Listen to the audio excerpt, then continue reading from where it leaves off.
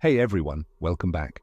Today, we're diving into a disturbing true story I found on Reddit. It's the kind of story that stays with you long after it's over. So turn off the lights, put on your headphones, and get ready. Because this one, it's different. I was born in 2000. Small town, Northeast Ohio. One of those little ranch-style houses, 3 bedrooms, all on one floor. It was just me and my mom. Dad? He left before I could walk, so she raised me, alone. We didn't have much, but she made it work. She worked double shifts as a waitress, always came home tired, but still found time to tuck me in, kiss my forehead, and say, softly, "Good night, sweetheart. Mommy loves you." I felt safe, except at bedtime. I must have been 6, maybe 7, the first time I noticed it. One night, after she turned off the lights, I heard it, not footsteps in the hallway. Whispers, a creak right next to my bed. Then breathing, slow, heavy, from directly underneath me. I leaned over the edge and whispered, "Mom?" No answer, just a soft, strange giggle, softly giggle, not playful, not cruel, just wrong. I called louder. After a few seconds, she crawled out from under my bed, smiled at me, calm as ever, and said, "Go to sleep, sweetheart. Mommy's here." Then she left the room. The next night, same thing. Tuck me in, light off. Then the soft thud of knees hitting the floor, the creak of the boards, whispers, and the breathing every night. She never missed one. She'd lie under the bed like it was normal, like that's where she belonged. And then she started tapping. Tap, tap, tap, tap, tap, tap, tap. Weird little rhythms under the mattress, sometimes like a tune, sometimes like code. If I moved, she stopped. If I sat up, silence. And sometimes I'd feel her eyes on me. I'd look toward the foot of the bed, and there she was, one eye, just barely visible in the dark, watching. No smile, no sound, just watching. I stopped sleeping. I was afraid to move, afraid to call out. And if I ever tried to get up, quick inhale. She'd grab my ankle, not to hurt me, just to stop me. Then that same soft, offbeat giggle. I never told anyone. Who would believe a kid saying, "My mom hides under my bed at night"? Sometimes she whispered down there, soft words I couldn't understand, like she was talking to someone who wasn't me. This went on for years. And during the day, she was normal. She packed my lunch, helped with homework, laughed at cartoons. I tried once. I asked her, "Mom, why do you sleep under my bed?" She just smiled. "Oh, buddy, I don't do that. You must be having silly dreams." That night, the tapping was louder. Tap, tap, tap, tap, tap, tap, faster. By the time I turned 10, I stopped looking under the bed. I started sleeping on the couch whenever I could. Then when I turned 11, she told me, "You're old enough for a lock now."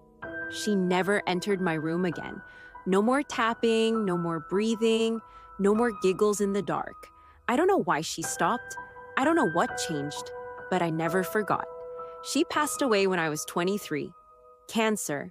She was in and out during her final weeks, confused, dazed. But one night, she grabbed my wrist, eyes clear, voice strong, and she said, "I kept you safe, you know. You were never alone at night."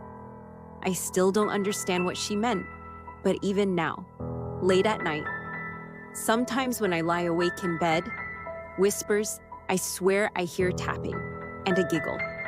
Giggles softly, just like before, and I never, ever look under the bed. Final line, spoken with a slow, haunting tone. Because what if she's still there? End card narration. If this story gave you chills, make sure to like, subscribe, and leave a comment below. Whispers, tell me, have you ever heard breathing in the dark? Giggle softly. Sleep sleep tight. When my baby brother was about 6, he had a friend named Joseph, but no one could see Joseph, except for him. We all played along. My mum would send extra snacks with my brother to school, so Joseph could have some too. My dad would ask how their day went, and my brother, he'd respond with stories full of excitement about adventures in the old mining caves, chasing rabbits and drinking from streams. It was harmless, it was sweet, until the boys started going missing. One by one, boys at our school stopped showing up. Some stayed home, too scared to come to school because Joseph was going to hurt them. Some disappeared altogether. The school looked into it, but they found no Joseph enrolled. It's just a prank, my brother's teacher told our parents. Boys trying to get out of class. One night, I heard my brother crying through the walls.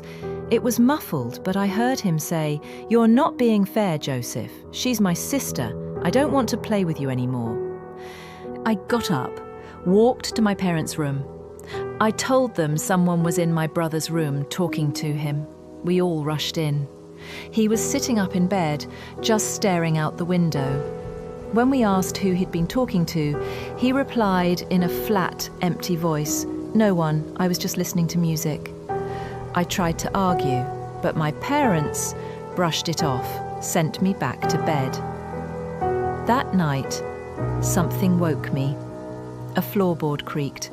My eyes flew open.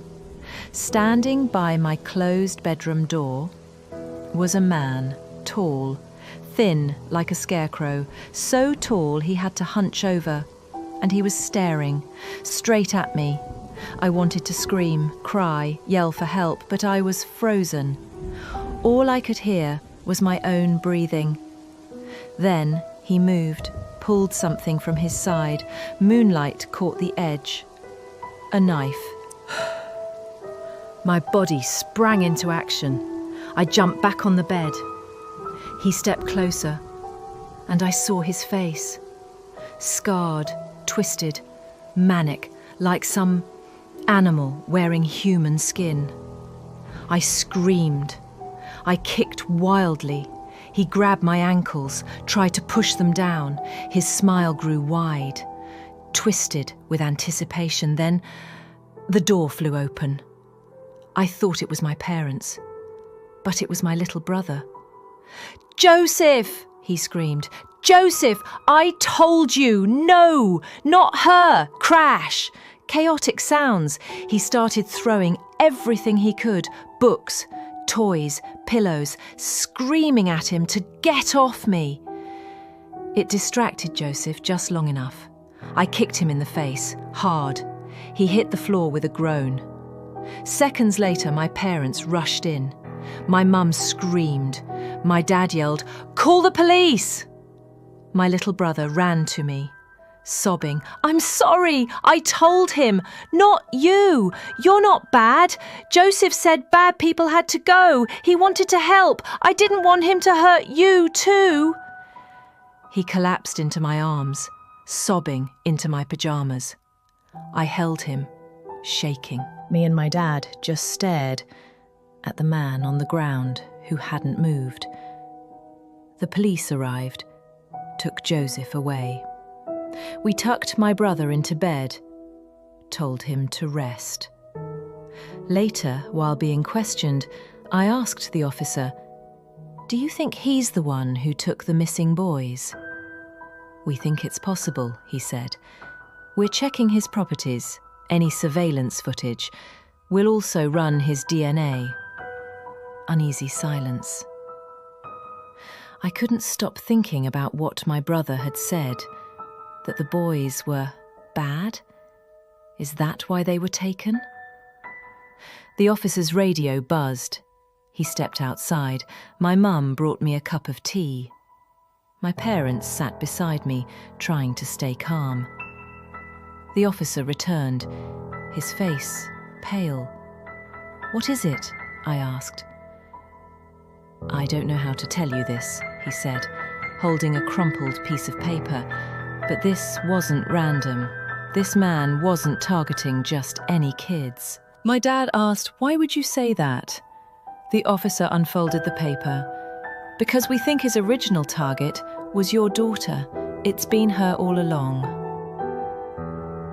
I looked at the paper. It was a photo of me from 2 years ago. On the back, a list of names, some crossed out. I recognized them. I had interacted with every boy on that list. Some walked me home, some sat beside me in church, some had just held open a door. He'd been watching. Me? I scanned down the list, my eyes locked on the final name. My little brother. My hand shook, my mug fell, it shattered. He was going to be next. How to that?